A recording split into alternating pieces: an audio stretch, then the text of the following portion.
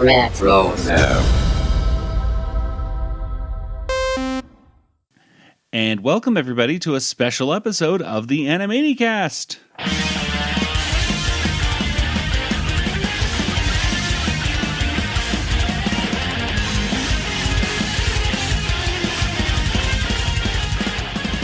And welcome everybody once again to the Animanicast. This is the podcast that, of course, is dedicated to the animated television series Animaniacs, as well as other shows in the Rugerverse, such as Tiny Toon Adventures, Pinky the Brain, and Freakazoid. But today, we're talking about adventures in Animaniac fandom. I don't know what to say about it, but Nathan and I went on some trips recently, and we're going to talk to you all about it. That's right. I am Joey, and joining me once again is my brother, Nathan. Road trip. Yay. Road trip and air trip, and yes, Kelly is not with us today because, well, she didn't go with us on the road trip. She didn't go with us. So. She has no say in these things. She was invited, of course, but, going across the country from Georgia to Arizona is then to go on a road trip from there. Yeah. She was busy with Dragon Con and with all these other things. And no. I know we would have loved to have Kelly go along with us, but that, of course, realistically. And then the COVID-19, the next virus is out. There's always a new virus, the Delta always variant. Isn't it great? It's the gift that keeps on giving. It's the COVID-19. Great thing. Well, at any rate, yes, we're here. We're going to talk to you folks all about our fun trip up to Phoenix to go see Animaniacs in concert, and then a couple weeks later to Salt Lake FanX. Ooh, we took a trip to Salt Lake City and convention. Yes, and we got to see Rob Paulson and Jess Harnell and Maurice LaMarche and Jim Cummings and Frank Welker and some other voice actors as well, which we'll talk about.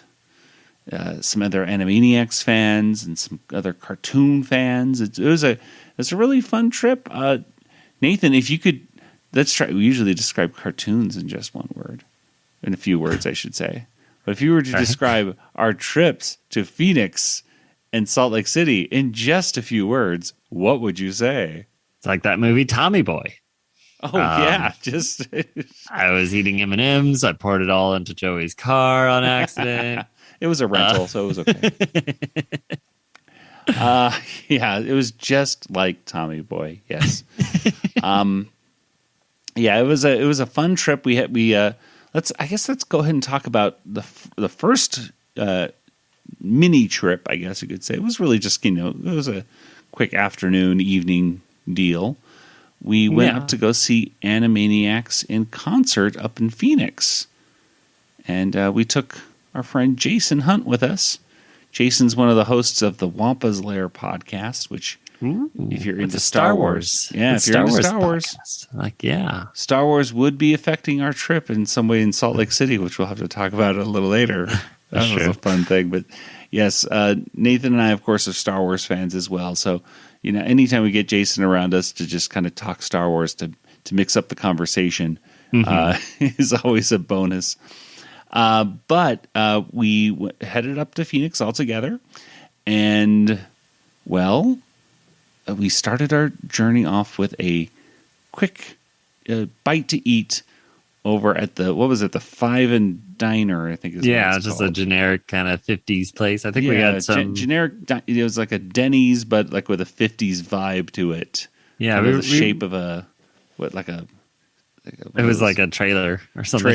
One of those metal trailer kind of things. So let's go ahead and get to some audio. Yeah, we recorded some, right? Yes, we pre-recorded our little bit of our conversation talking about what we were looking forward to the most. So let's go ahead and listen to this audio live on tape from the Five and Diner. All right, hello everybody. We're here and we're getting ready for Animaniacs in concert. Say that again. Oh, we're waiting for Rob to show up and Randy.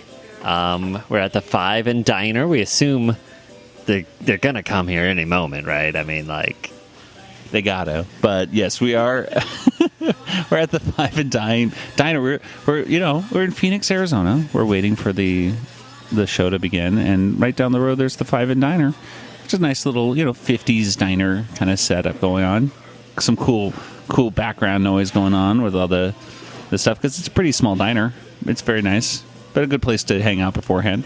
Yeah, there's like 10 people here, and yeah, it's actually just sound effects that Joey bought. Pretty good. And of course, we're not here alone, though. We have our good old friend Jason Hunt from the Wampa's Lair podcast. Hi, Jason. Oh, I had to scooch all the way around the booth here just to get close enough for the microphone. Hi, how are you? Doing good. Yes, we're in the corner booth, around corner booth right here, getting ready. So Jason, you've seen Animaniacs in concert before, because you had to take Nathan's ticket beforehand. Yeah. Yes, I did. That was back in Tucson. Oh gosh, I don't know, 3-4 years ago, something like that. Yeah, and yeah, Nathan was unable to go that time, but now Jason's here with me and Nathan, and we're all here together to see it in Phoenix. So yay! Yeah, I saw it once in San Diego, so we've all seen it once except Joey, who's seen it two times. Is that Trunts? I saw it in Tucson and then San Diego, and of course they had an online one as well. So this will be my thrice and a half sort of seeing it. So it's a great show. I'm really excited to see it once again. And we have nice seats, and should be a fun time. What any song that you're looking forward to hearing once again, Nathan, for this experience? No. I want to hear the Everything Getting Smaller song again, because I remember really enjoying that one, and it was a new song, and I want to see if they bring it back. Yes, I hope they play that song again. I hope we hear it in the upcoming season of the reboot. And Jason, what are you looking forward to?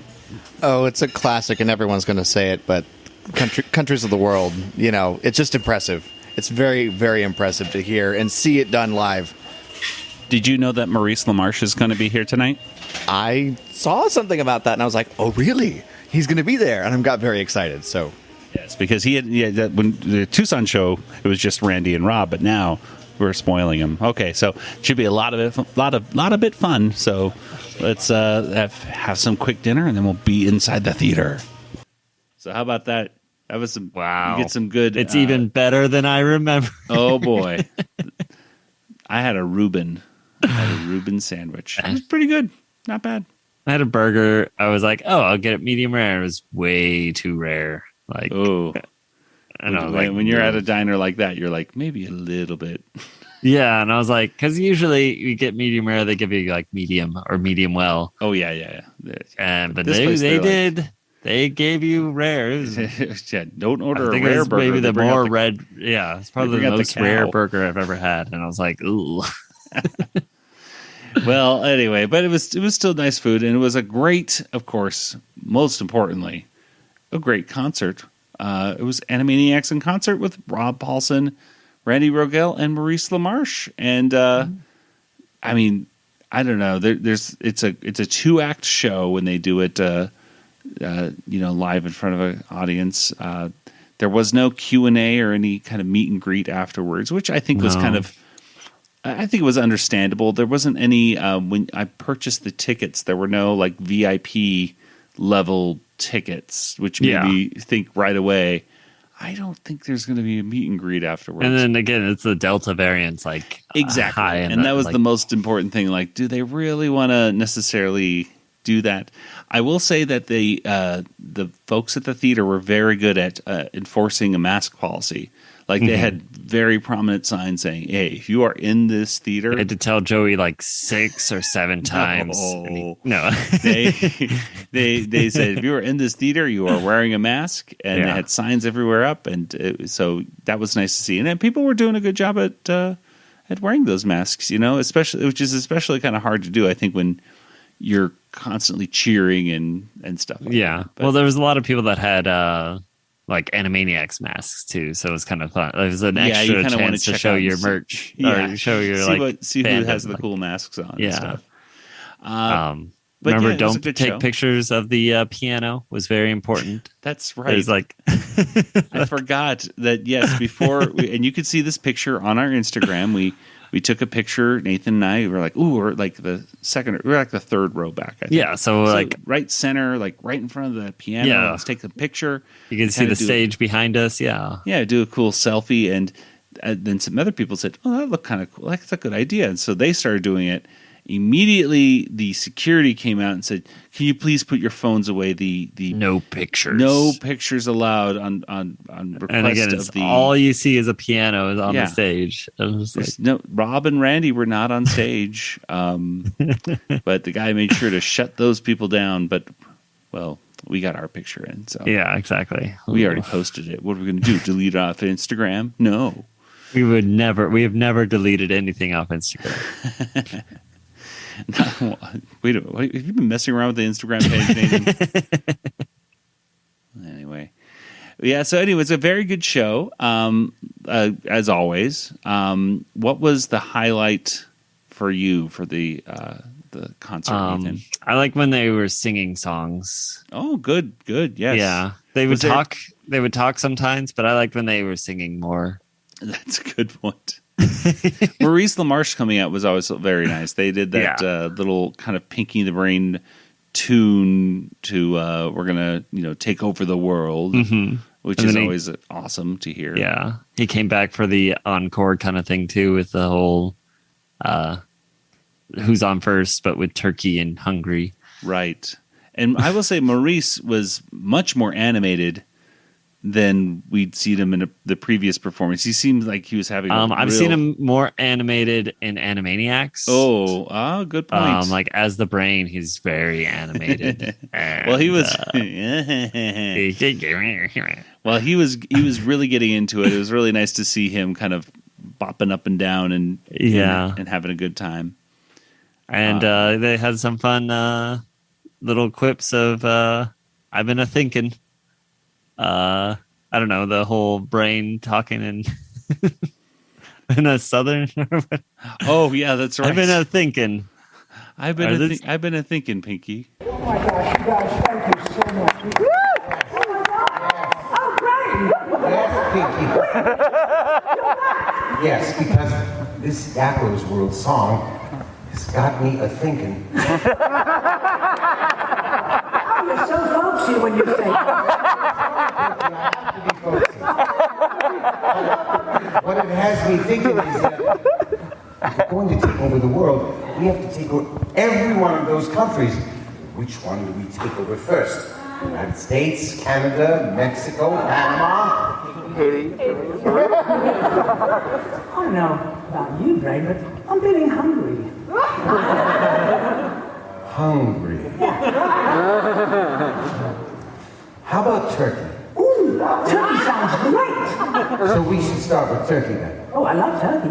Not Hungary. Well, now, not after you have turkey. When would we go for Hungary then? Why don't you want to be hungry?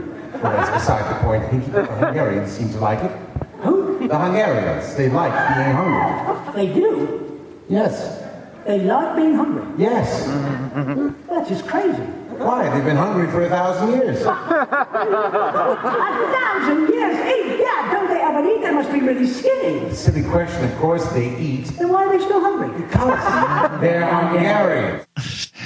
But yes, I think the song that we both like the most, however, was the one that we are hoping to hear in the upcoming season of Animaniacs. And that, of course, is Nations of the World. No, well, that is always fun. But I think it's got to be. I don't know the title of this song. I think it's Can't Get Smaller Than That. Or Can't something? Get Smaller Than That. I think is the title of the song. That's my title for it. Yeah, it's good as any title. So let's go ahead and play a quick clip of that right now because it's such a cool song. Make it a calypso number. Why not?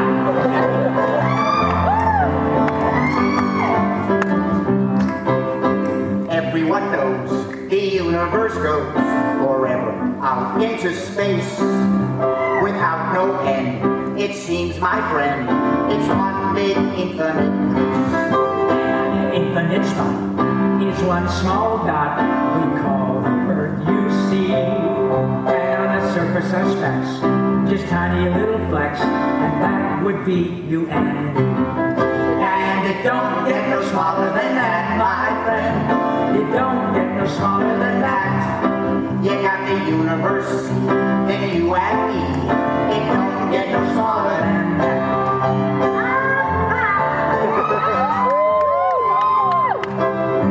You and me, the buzzing bee, is just as small as a thing can be. And to the bee, a flea is really tiny, see. So small, is it me, or the bee, or the flea? And It don't get no smaller than that, my friend. it don't get no smaller than that. When you're the size of a flea, it simply must be. It can't get no smaller than that. Look at me, we turn out to be made of a thing called molecule C. They are so small that in a drop or two, there's a million, billion, trillion, so it must be true that you can't get no smaller than that. No, no, no, you can't get no smaller than that. When you're a molecule friend, that is the end. You can't get no smaller than that. But there are atoms inside all the molecules, yes? How many? So many that you can't even guess. Electrons, Protons, neutrons, too. this time for sure, it's gotta be true that you can't get no smaller than that, my friend. You can't get no smaller than that. When you get to the atom, Says Miss Curie, madam. you can't get no smaller than that. Everybody holler then. Can't get no smaller than that.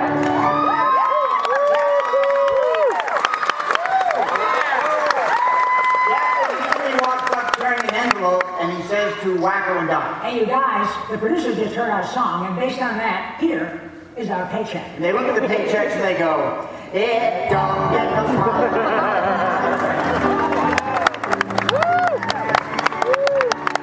It's hot. But the paycheck is not. Get no smaller than someone wrote $1 that Don't get no smaller than that.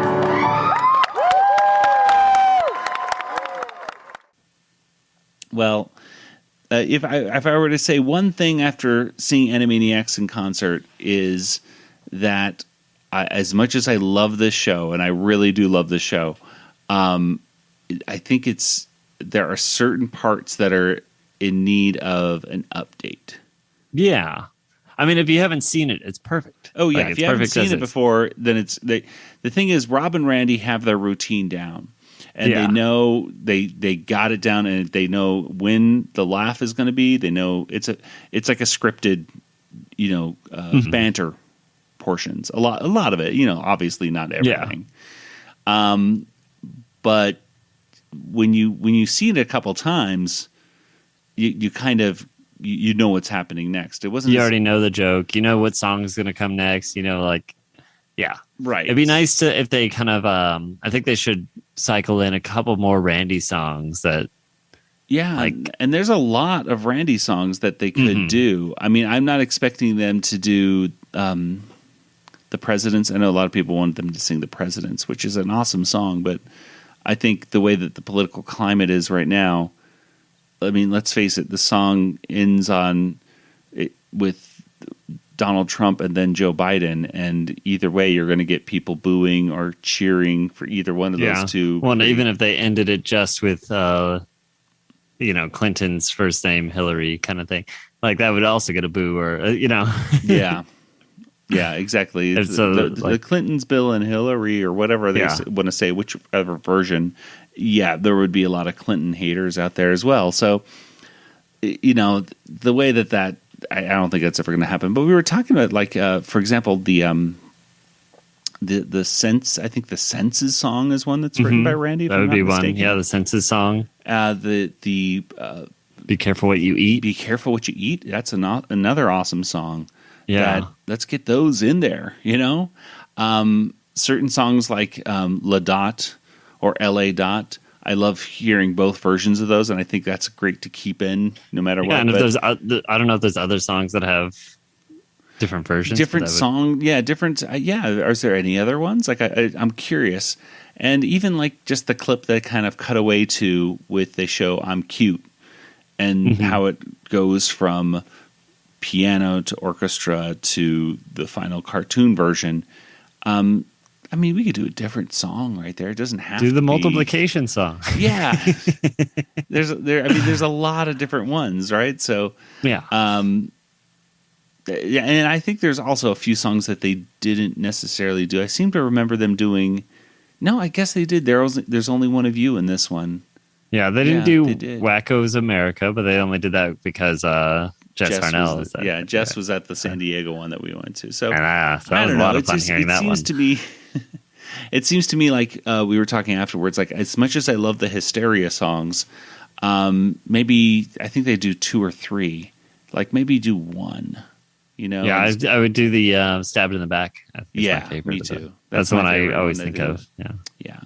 Yeah. But anyway, so it's a great show. I would just kind of I would hope for upcoming performances that I personally see to see a few new things pop up and everything, which I'm sure will happen as hopefully as more songs. Because they're doing these shows, you would think for their own enjoyment, it's kind of fun to do some extra songs too, or some change it up a little You want bit. to try? I mean, and they do whenever Mo was on with them or Exactly. whomever. So that's always. And I think it's something more new. fun for them. So yeah, Yeah, well, we'll see. We'll see how that show, as it was their first time back. It was really cool to be back with them at kind of the reopening of Animaniacs in concert because they're about to go around the country once again, of course, and hopefully, as long as COVID doesn't get even worse, then those plans will stay intact, and then they'll be able to meet people, and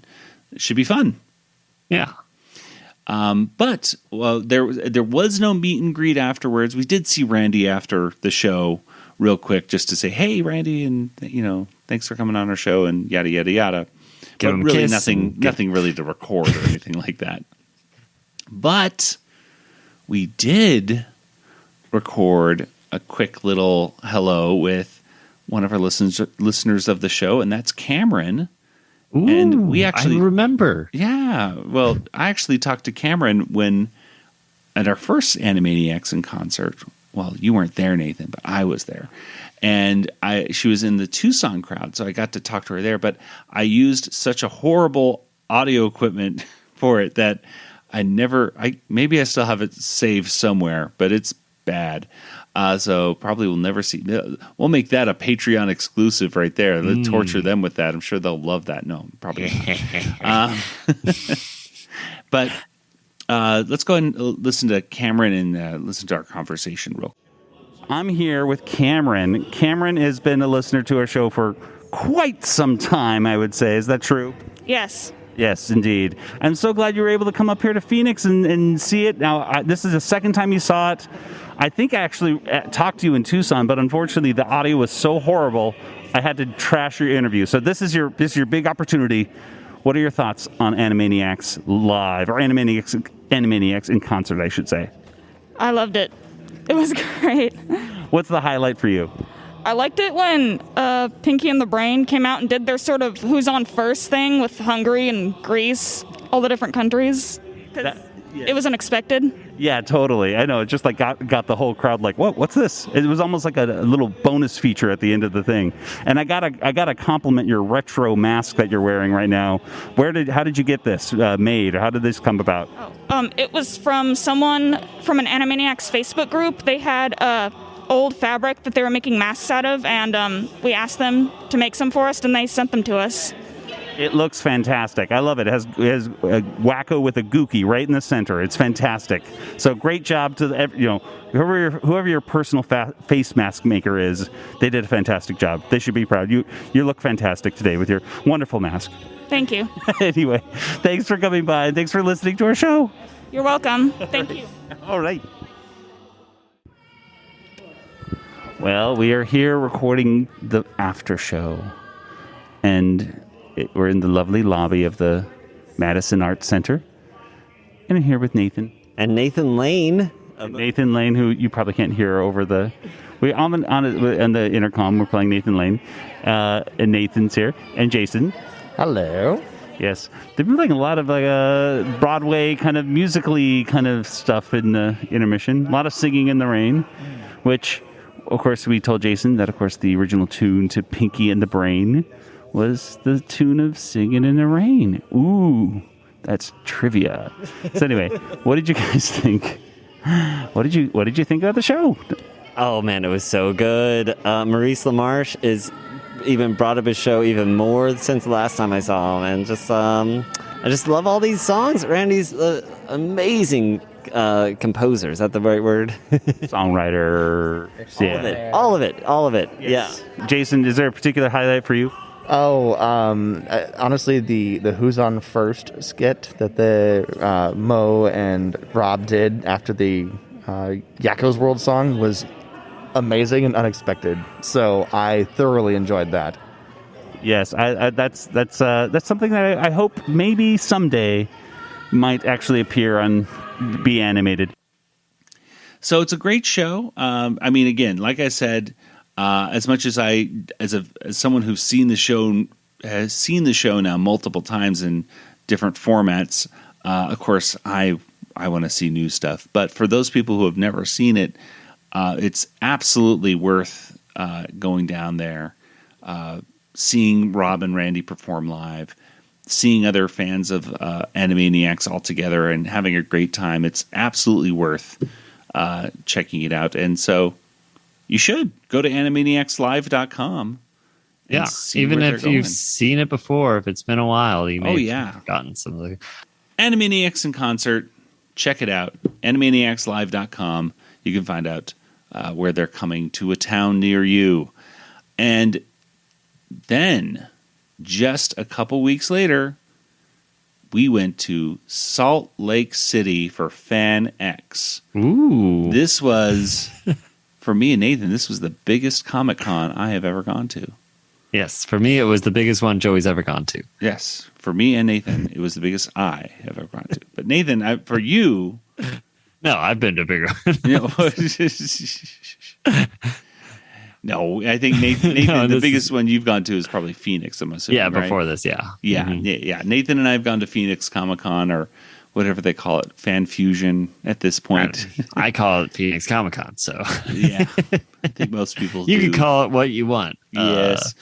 But yes, and Phoenix Fan Fusion, or whatever it is already a very big con. Like it takes up the entire, every floor of the convention center. But the Salt Lake City Convention Center is much bigger. I would say probably twice the size. Oh, maybe. I don't know. Phoenix. If I was just guesstimating. Yeah, I'd have to go back. I can't remember. I was going to say 50% bigger, but yeah, it's twice as big as a big number. The floor itself, where the vendors were, boy, that was big. Well, Nathan and I have made it. We're here in Salt Lake City. And we are finally at FanX in Salt Lake City. And we got here just a few hours ago, and we've been pretty busy, haven't we, Nathan? This is true. We went to at least 2 panels that I can remember, and now we're on the floor. Yeah, we're on the floor. Joey, get up! Okay. Okay, now I'm walking. Okay. So my feet are on the floor now. Okay. Let's talk about the floor right here. This is the convention floor. We're kind of in an empty space right now where we can actually talk. But it's huge. Oh yeah, it's like giant. Sorry, I thought someone was waving at me, but no. I thought somebody was too. You waved at somebody, and then I looked over there, and I was like, I don't see anybody waving back at you. Well, Nathan... I didn't know them, but I was like, oh, I'm going to wave at me. Maybe Nathan has delusions of grandeur. He already thinks he's the celebrity here at the con. So this is a very big con. This is about... We're used to Phoenix Comic-Con being the big con for us. I would say the floor is roughly twice as big. Yeah, it's about twice the size of Phoenix Comic-Con. We haven't even gotten to the end of it. Right. It really is huge. It really is huge. It's really quite amazing. So we're just kind of doing our preliminary kind of tour around here. Say hi to some artists that we know, things like that. And have some fun. This is just our first day, so we're just kind of getting our feet wet, as it were, just to kind of see where everything is. And then tomorrow we can really, once we figure out where the heck we are, maybe we can actually figure out some stuff to do around here. They had a humongous artist alley. Lots of great artists there showing off their work. A lot of cosplayers and not as many. It's not the fault of the con or anything like that.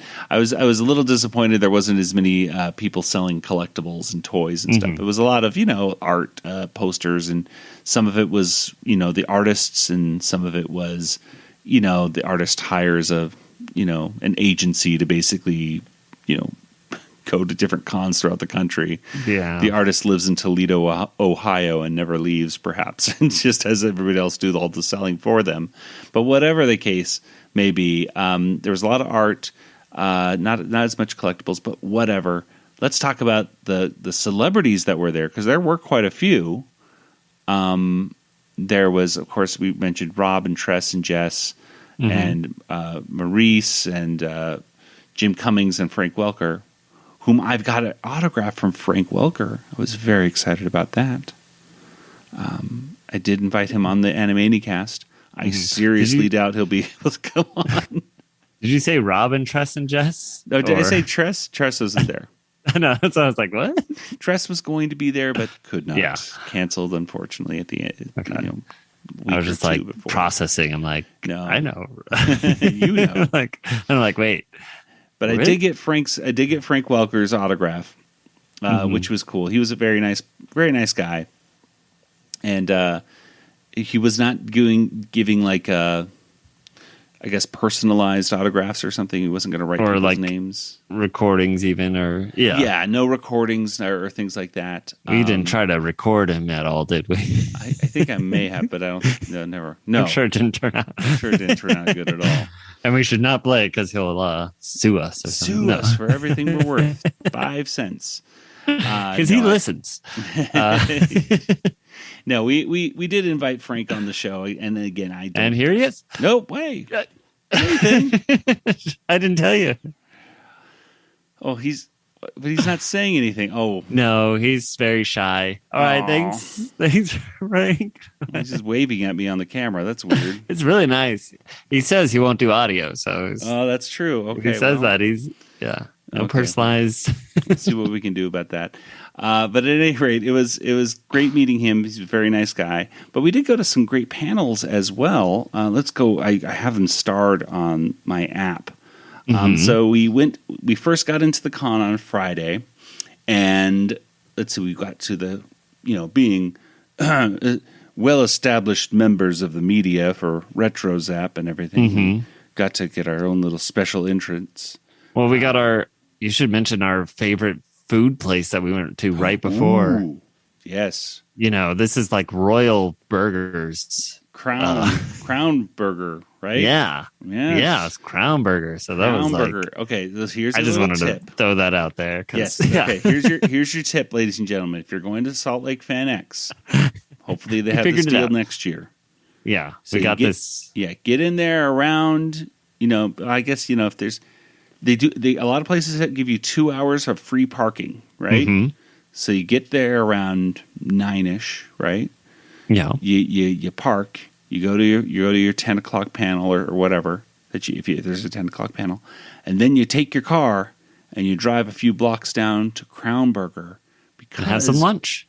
Get your lunch, and they'll give you free parking if you spend $20 on food.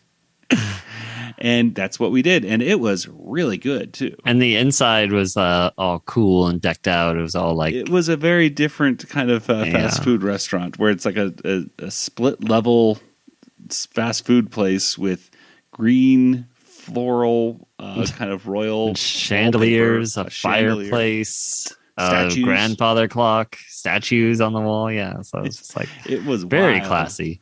Yeah, it was real... It's the classiest burger joint I've ever been in. But actually the food was really, really good too. And so I know that was like were talking about our highlights afterwards. We were all talking about Crown Burger. Talking to all our friends. Like, oh, we don't want to pass that up. So anyways, okay. But now we're going into Crown Burger. Then we went to the con. So then we went into the media entrance, got our passes, and the first panel that we went to was a really nice panel. It was in their huge grand ballroom. Mm-hmm. And this was with Ashley Eckstein and Brett Ewan, which I didn't know either of those names. But. Oh, you didn't know? Well, Nathan doesn't know Ashley Eckstein, which I am shocked. But of course, she does the voice of Ahsoka Tano on the Clone Wars. I'm sure there's plenty of listeners too that wouldn't know that off the top of their head. No. And Brett Ewan, well, I'm totally mispronouncing his name, but he's relatively. I think he's less known because he's kind of new into the voice acting field for the most part. He's the voice of Mickey Mouse. So we got to learn about how he became the voice of Mickey Mouse, which is actually very interesting. Got to hear a little bit about their inspirational story about how they got into it. Brett's way that he got involved into voice acting is cuckoo. Yeah, it's completely against how people are supposed to, quote unquote, supposed to get into voice acting. Wait, you've been doing the voice of Mickey for what? 11 years? 12 years. Wow. There's a lot of 12 and under. It's a weird realization. It really is. Anyway, so you did the voice sampling. You literally called in and left your Mickey message. So I remember I was so nervous. I went to the quietest spot I could find in my house, which was my attic. It was an unfinished attic. What was I thinking? I went up to my attic. Like Rapunzel over here. I was like, climb up to my tower and record my voicemail. Went up there, I was like, hi, this is Brett Iwan, and this is my Mickey Mouse impression. Oh boy! Okay, thank you, bye-bye. I literally remember I was like, I don't think any of that was legible. But some time went by, similar to me writing that letter to the Disney Studios. A few weeks go by, and eventually I'm driving home from work and I get a call from an 818 area code, which I knew was LA because I'm from Southern California, like I mentioned. And I answered, like, hello? Oh, hi, this is Disney Character Voices. We loved your audition. We're holding callback auditions right now in studio. We just want to know, when can we get you in? What part of California are you in? And I was like, I'm in Missouri. Missouri, California? No. And then the Disney nerd in me made sure to tell them, but I'm blocks away from Walt Disney's Laugh-O-Gram studio. Like, hello. And they're like, that's nice, kid. We're going to have to call you back. They did eventually call me back. I got the in-studio audition. First time in a recording studio ever. And yeah, did that. On that day, they explained to me again, this is an understudy position. Wayne Allwine is the voice of Mickey Mouse. We're looking for someone who's willing to learn from him and take on this role slowly, which I was so excited about. And they said, Wayne has been having some health issues. He went into the hospital today. Unfortunately, he never came out of the hospital, and nobody anticipated that. So before the casting was decided, Wayne passed away. And it went from an understudy to, Mickey needed to continue working. And so again, I got a call and they said, we'd love to start trying you out. And so I was commuting from Kansas City out to Burbank about every other week to work on projects. And on my second trip out there, my first few projects were Disney on Ice shows, some stuff for the theme parks. And at the end of I think it was the second day I was out there, they sat me down and they said, we really love what you're doing. We'd love to offer you this role, if you'd like it, and you need to move out to LA. And I said, gee, thanks, but no thanks. And I walked. I just wanted to see how you reacted to it. One who found that funny. It was meant for you. Anyway, obviously I said yes, and that's the end of my story.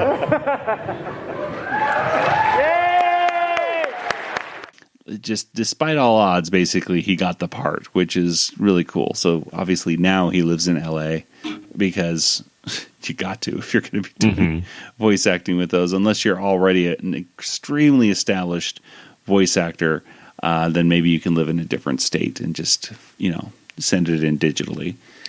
But at any rate, after that, we checked out a Disney afternoon panel. Yeah, and that one actually had some people from Animaniacs on it. So yes, it had Rob and Maurice and Jess and Jim Cummings in it, as well as I think the host of the Saturday morning cartoon podcast, and I'm forgetting his name. But it was a nice panel. It started a little bit late. Yeah, and then it was all Q&A. Yeah, it was all Q&A. It was not like a panel that was like the moderators had something set up where they're going to ask the questions. They went right to the audience, which I noticed that happen a few times with the panels. Mm-hmm. Which like that one was the original moderator was someone else, and then they handed it off to him. Right. So he's like, okay, and then so it just turned into a into something else. Now, would you be willing to talk about your experiences working on Disney's The 7D? Oh, the 7D. 7D, wow. I only did a few of them. By the way, I got to just say, we meet so many people at these things, and a lot of you guys just stand out for reasons, and you are an exceptional young man. I so enjoyed talking with you and your sweetness and your generosity. Thank you very, very much for the opportunity. You're just lovely, Eliza. Yeah, thank you. Yeah, it's very, very true. And she flossed. Yeah, she's switched. Thank you for that. She's keeping us on our toes, man. Okay, Bo, your experience on the 7D, you want to go for it first? Well, suddenly William Shatner came out of me. The great thing about getting to work on 7D was a reunion with Tom Ruger. Yeah. Brought you Animaniacs and Tiny Toon Adventures. And so he brought that sensibility over to the Disney studios, and it was an irreverent look at the Seven Dwarfs, roughly 20 years before they would meet Snow White. And so they're younger, and they look a little more like a Jay Ward cartoon, and I thought that was inspiring. So there was a nice twist on it. It was a little more concentrated on the funny rather than the sweetness, and I got to do my impression of kind of Danny DeVito mixed with my personal real-life friend, Kenny Lombino. And so he just kind of was this guy right here, that's grumpy. That was the grumpiest voice I could come out with. That's my inner grump. Because I'm actually the grumpiest of all the cartoon actors you'll meet. And so it was great. The scripts were funny, and we had a wonderful voice director in Kelly. And we just powered on and did these irreverent stories. And I love Jess's character, and because you guys were the villains, and you and Kelly Osbourne. Yeah. I'm going, okay, not Ozzy, not Sharon. Go through the whole Osbourne household. Jack, no. Okay, so Kelly, who really did come to the sessions, by the way. I love that you guys were the evil villains, and yet you were in love. Yeah. And a highly functional couple. Yeah. People learn a lot about how to be in a relationship with each other from watching these two evil villains. They were thoughtful, they were considerate of each other, and I just love watching you work on that, man. I appreciate that, Mo. Evil is an interesting word. She was evil, I was basically a moron, which I tend to play that a lot. I don't really know what that's all about, but I will tell you, my favorite thing about the 7D, this is a great story, I've never told this at a con before, okay, so they would have me and Kelly record together all the time because it was her first cartoon. She'd never done a cartoon. And of course she has that great little voice and everything, and I just, I don't have a filter and I say whatever's on my mind, so I'd be messing with her from the get-go, and I think she was used to people kind of treating her with kid gloves, and I didn't do that, so we became friends quickly. Well, she made the mistake once of telling me at a session that her phone was going off and it said unknown. And I said, who is it? She goes, oh, it's just Daddy. He doesn't know how to unblock his phone, so it says unknown when he calls me. And I'm like, okay, that's good to know. So I started calling her and blocking my number and imitating her dad. Oh, good, it was freaking great. And I'd call her and she'd be like, hello, Daddy. And I'd go, hey, listen, Kelly, your mom and I are so upset with you. We want you to come over to the house and I was going to have a scene here in like 2 freaking she's like, Daddy, fine, I'll stop by the house. I'm like, okay, great, we'll see you soon. Okay, goodbye. So the next day, she'd come in and I go, what's going on? She goes, oh, my dad is, he forgets everything. He goes, he called me and told me to come to the house. I went over, he wasn't even there. So I kept this going for like 3 months, man. That was my favorite thing. Thank you, guys. That was fantastic. So over the years, you voiced some extremely iconic characters. Thank so you. my question is, what is your personal favorite character when people bring it up? Rob Paulson. My favorite? No, you know what, man? Listen. This is, I think I speak for all of us. What you just said, first of all, it's so meaningful because it really is a miraculous thing to me, Gabby, that I think about all the time. Me and Jim, we said last night that the only thing harder than being successful in show business is being successful in show business for 2 years. And the only thing harder than, and it keeps going and it keeps going. So the fact that we've all gotten to interpret iconic characters for one generation and then their kids and then their kids after that and all that kind of stuff is just, it blows my mind. And, it's an easy answer to say that whatever character is currently making people happy is a favorite of mine, and that's the truth. But I think at the end of the day, man, if I had to choose one, it would in fact be Wacko. And the reason for that is because it's where it all, I guested on some things. My first guest spot ever was on a show with this guy, so I immediately realized there was a high bar to live up to. But it was my first series. I started at the top with some of the best people in the world to work with, and on top of that, he loves to snack and he never wears pants. So I was like, you know what? There's a lot of stuff going on here. So, and the fact that now with the reboot of Animaniacs, we're getting to make people happy all over again, it's like, hell yeah!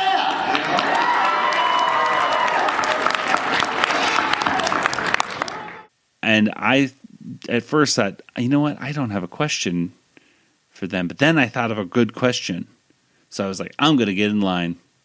And I was pretty far back, and I didn't really have high hopes of getting to it. But then it looked like I might do it, right? Yeah, you're like, you're 5 people back or something. Exactly. But I was like, you know what? I think this could happen. And then the Star Wars 501st came out of one corner. And it was kind of awkward because number one, this happened to me before. In a previous panel, when I was doing a Star Wars panel in Phoenix, and we got party crashed by the Star Wars 501st, and I thought, oh my God, they're back for me. They're here. They're following me. But no, it was there. They were here. They were there to induct one of the moderators as a honorary 501st member. But they didn't tell any of the voice actors that this was happening. In fact, Rob thought, oh, are we supposed to get off the stage right now? So it was awkward, but it was okay. But unfortunately, because of the Star Wars 501st, that kind of sealed my fate that I wasn't able to ask my question. Yeah. My amazing question. And what was my question? Well, you'll never know. Yeah, I already forgot, so. Yeah, exactly. But it was so amazing. Did you ever watch cartoons on Do you like Saturday afternoons on Disney Channel? Well, at any rate, so that still was a nice panel. It was nice to see them all together. Whenever you get Jess and Rob and Maurice and all those folks all together, it's just fun to listen. Feel the energy off those folks. So let's see, and I think that's basically. Oh, we closed out the night, by the way, with a paper rock scissors competition where I won the first round against Nathan. Against me, yeah. And then I lost the next round against some random person. And then we're like, all right, let's go. Let's go. And that was our night. We went out to a sandwich place afterwards and ate some. We do have audio from that. Is there anything usable? Probably not. Probably not. But so we'll just move on. But Saturday was a really cool one. It started off with eating some breakfast in a pancake place, and then going off to our first panel, which was cartoons from the 90s. Yeah, it was just called Cartoons from the 90s.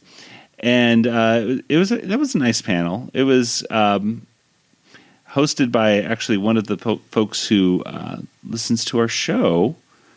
Let me get his name real quick because I want to make sure I get it right.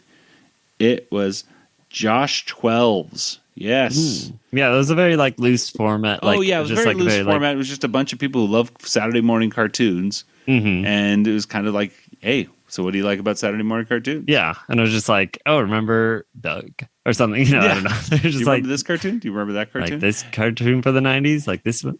Yeah, it was a very informal panel, that's for sure. It really kind of felt like, okay, I'm just listening to some people at a tape.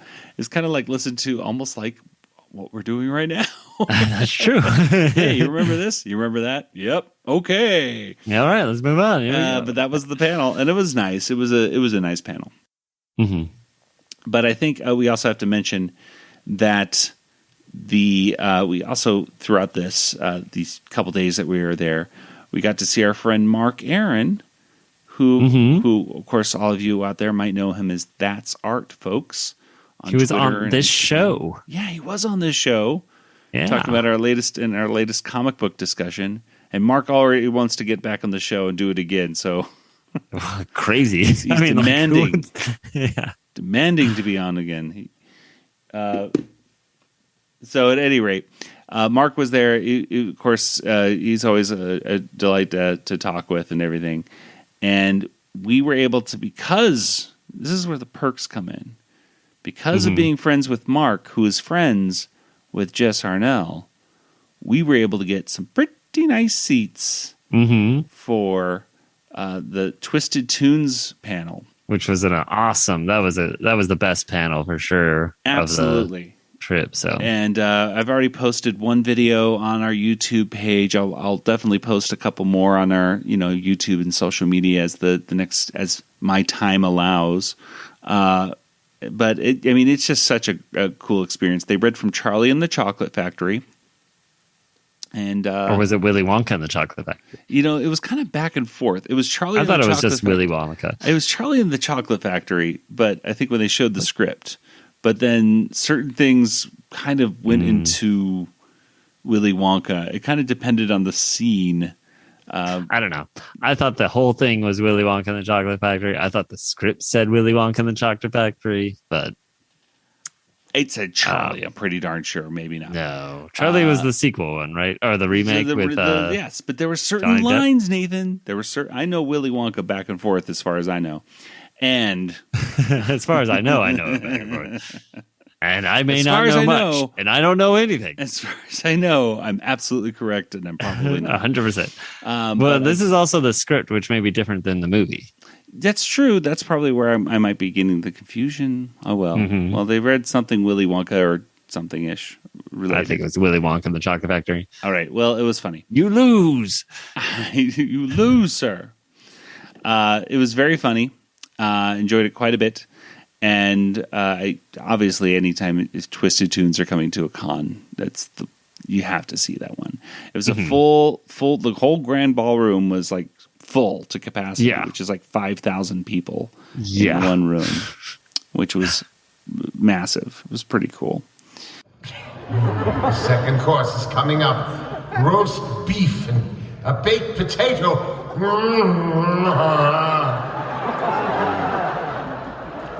With sour cream. No.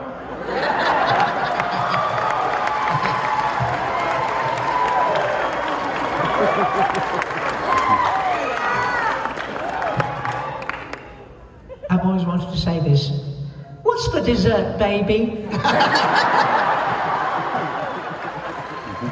Only because it's written here on the script, Pinky. Otherwise, I would have to hurt you. Dessert? Oh, yes. Here it comes. Blueberry pie and cream. The most marvelous blueberry pie I've ever tasted. Hey, God, Brian, what is happening to your face? Cool it, Dad. And then it was, pretty much it. We ate some bad lunch at a place that our friends told us to go to, and it wasn't that good, so I won't even talk about it because also I forget what it was fine. called. It was fine, but it wasn't great. You know how those things happen. Your friends tell you, you got to check out this place. And you're like, okay, we got to go check out this place. Wasn't as good as Kronberger. That's no, it. it wasn't. No, she just gone to Didn't give me free parking. What are you going to do? Exactly. Well, at any rate. And then we all, wrapped it up that evening with the cosplay contest before we had to jump back on our flight. But it was a good journey. Let's talk about the things like just in general, the things you really liked about FanX, things that stood out for you, Nathan.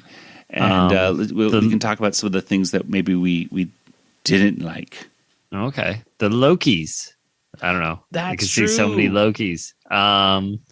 There was a cool bunch of cosplayers who were dressed as Loki. There was a lot of Loki cosplayers. That's probably my favorite in general. It's just the cosplay, seeing like everything. Of course, Talking Tunes was a great highlight. And then Twisted seeing Tunes. Yeah, sorry.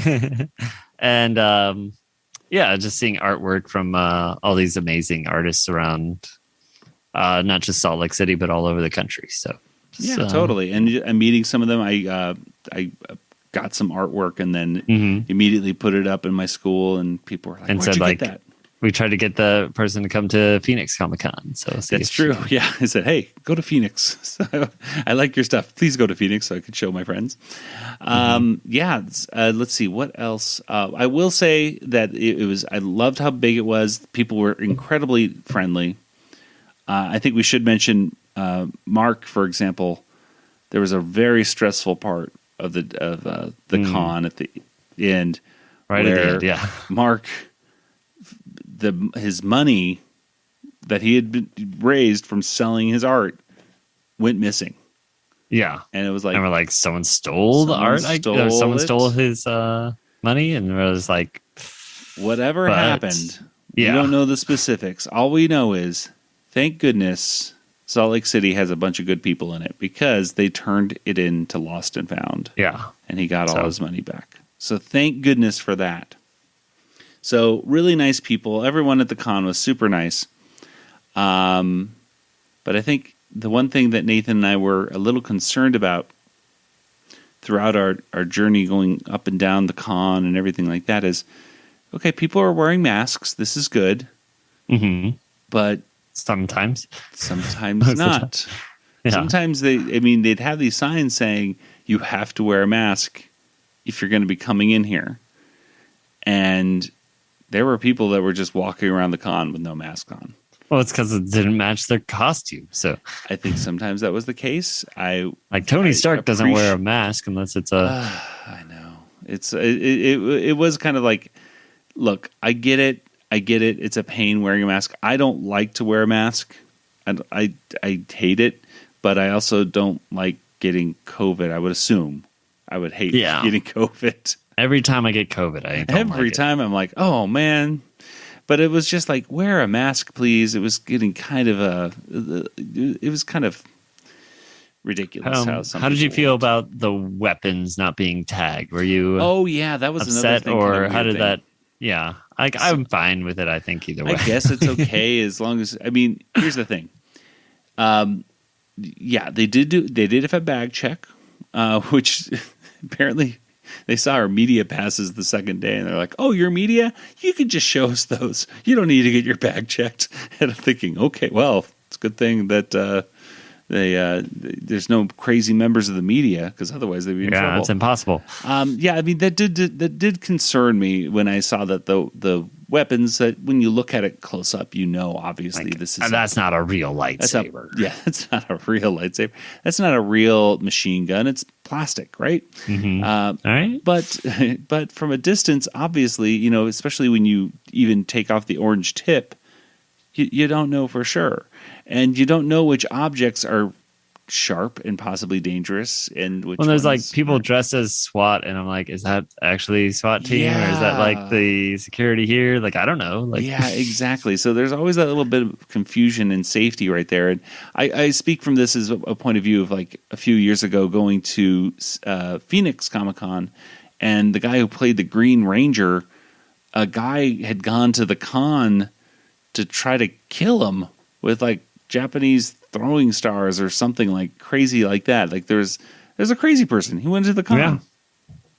I mean, luckily nothing happened. They locked down the entire con.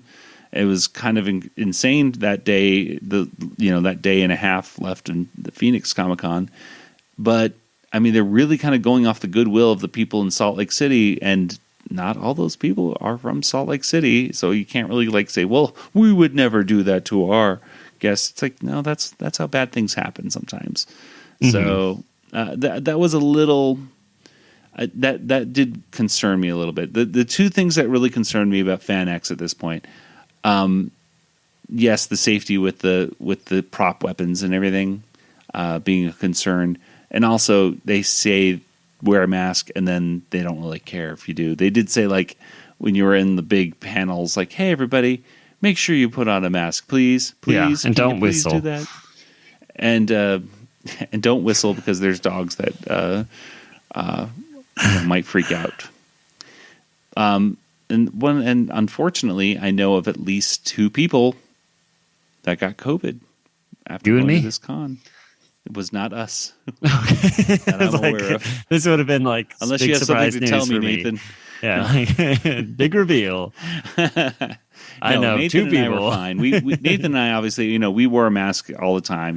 Going and whenever we entered the building, that our masks were on, and of course we're vaccinated and everything. So that's double protection layer and everything. But yeah, I mean, it's concerning when again you're talking about the safety of the celebrities that are there and who are just not wearing a mask because they know that people want to get a picture with them and they want to see that person's face that they know. It's concerning when I go like, gosh, I hope everyone's okay because, when you know at least 2 people already that got COVID, you're like, what? Who else got COVID there? Well, hopefully they were the only 2. That would be yes. Hopefully, there was only 2 entire we just Salt Lake to know FanX, and we just happened to know those 2 people. Oh well. No celebrities that we know have got COVID. Thank goodness that we're aware of. But it does concern me. I have been checking out the social links from those celebrities recently to go, you okay? You okay? As far as I know, everyone's just fine. But again, little things like that do concern me. Just for all cons, not just FanX. So I hope that hopefully next year. I mean, obviously, we don't want COVID to be even a thought next year. But if things like that do happen, then I hope they're a little bit more strict when it comes to those types of things. Because we all want to have fun at a con, but we want to be able to do it safely. Do it safe, yeah. Well, Nathan, I guess before we wrap up our little, adventure conversation about Salt Lake FanX and all that, is there any other words? What would you recommend it for people? How many water towers would you give that? Ooh. Let's get to our water tower rating.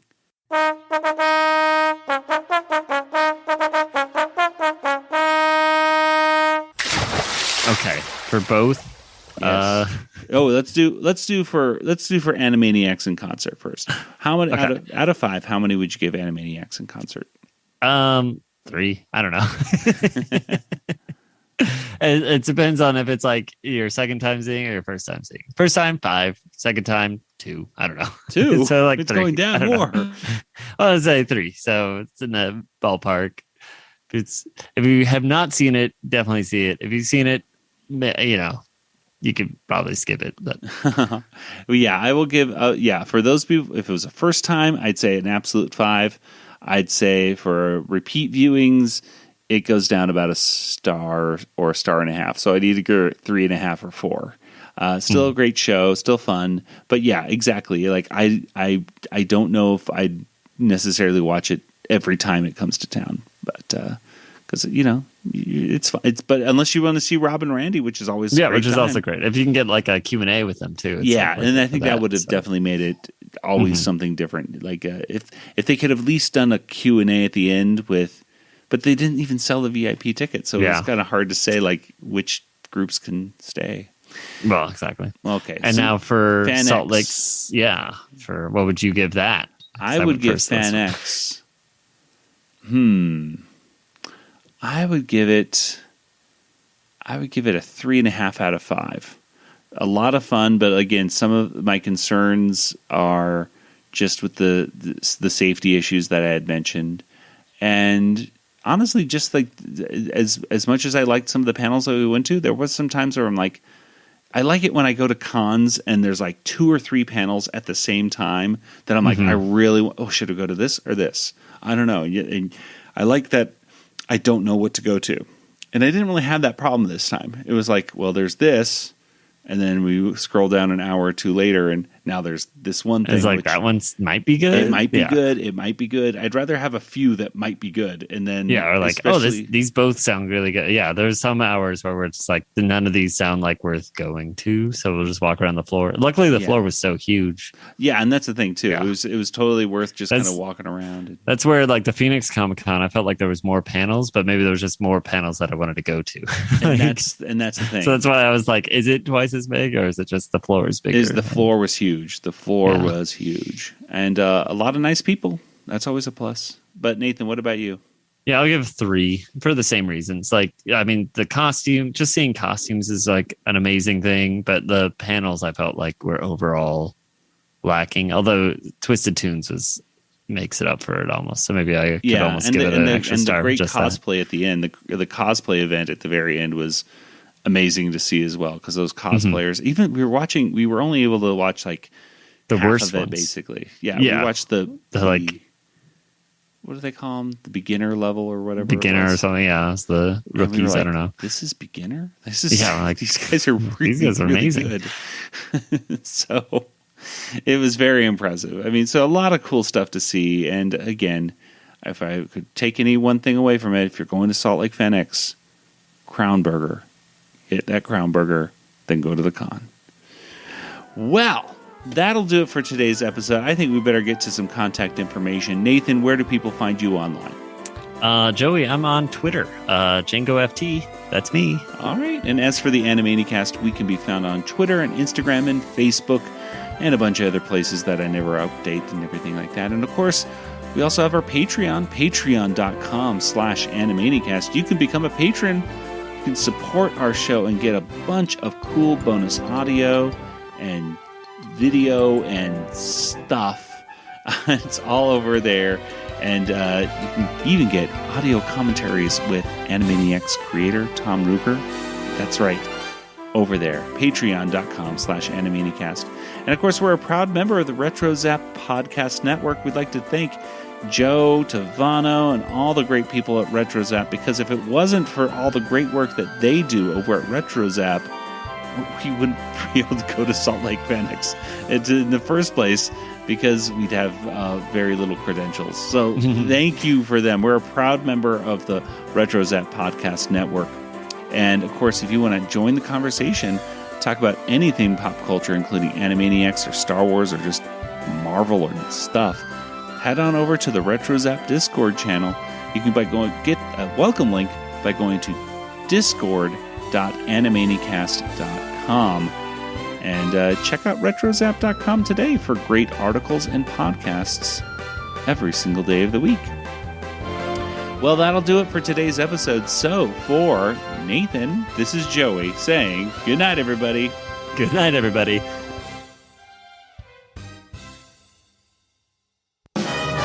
This podcast is not endorsed by Warner Brothers or Amblin Entertainment and is intended for entertainment and information purposes only.